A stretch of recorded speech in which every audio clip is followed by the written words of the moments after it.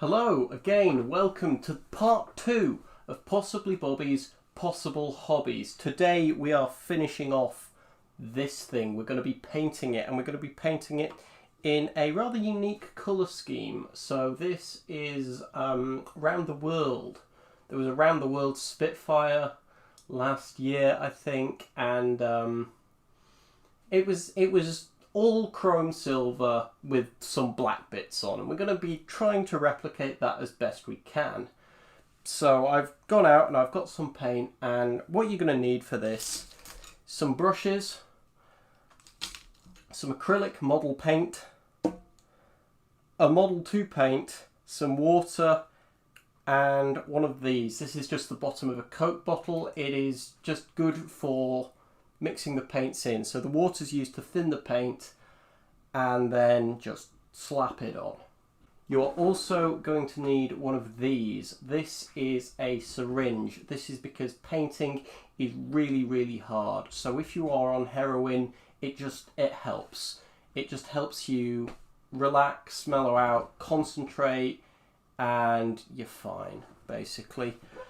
It's not that. This is used to add water to the paint. It's not that bad. Add water to the paint, get it to the right consistency for painting. So let's paint this fucking warplane now. Okay, so I neglected to mention you're also going to need a bit of masking tape, although from the finished product of this model you wouldn't think I used any, because frankly this turns out a bit crap. But you can see I'm mixing approximately 7 parts paint with 1 part water here, ish. I fuck up this mixing a bit later on, but you know, it's nothing to be that worried about. And you can see I'm painting in the same direction, so I go wingtip to wingtip for the first coat, and then for the second coat I'll be going nose to tail. This is just to it means that no real brush strokes will be visible on the finished model, which that's a pretty good thing when you think about it. Just makes the model look a bit nicer. Okay, so new cut now. You can tell because my cropping's completely gone to fuck. And I thought putting the camera on the other side of my desk would mean you'd see the model more. Little did I realise I'm just a retard. So you don't actually see that much more of the model, but you can see, however, that I am now going nose to tail, and just trying not to touch the areas of wet paint going on. I have also taken the propeller and the canopy off for this painting. That gets fitted a bit later on. I'm not sure if I actually do it on camera, but to be honest, this is what paint am I actually using? Allow me to get it out. It is Vallejo Model Colour Acrylic, so it can be thinned with water. But if you're using enamel paints, you're going to want some actual specialised paint thinners. You can see, once again, I'm working from nose to tail. I think I might have done that wrong, but you can see the finished product. That doesn't make too much difference. You just want about 3 thin coats of paint when painting the base colour, in which case that is silver.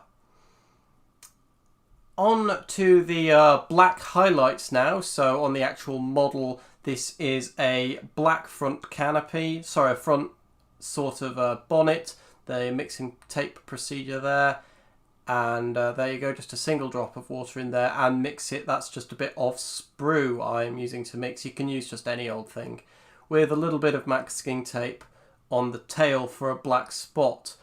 So there's a black spot on the back and a black canopy, which I'm just sort of filling in at the moment, and then think, wait, I might need some masking tape to make this look neat. So I just put a little bit on. These exhausts kind of fucked up the masking tape there, but I carry on with the assumption that it'll be reet, and you'll find out in a bit that it won't be reet.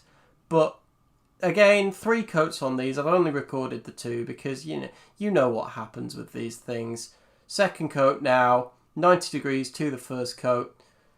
Easy stuff, easy stuff. Well, theoretically easy stuff. You can see a lighter patch on one of the wings there. that is where I thought it might have been drying a bit ugly and took a paintbrush to it while it was still drying. Don't do that. That is a mistake. Anyway, so let's have a look at the finished product. And there it is. The completed model. Not very good.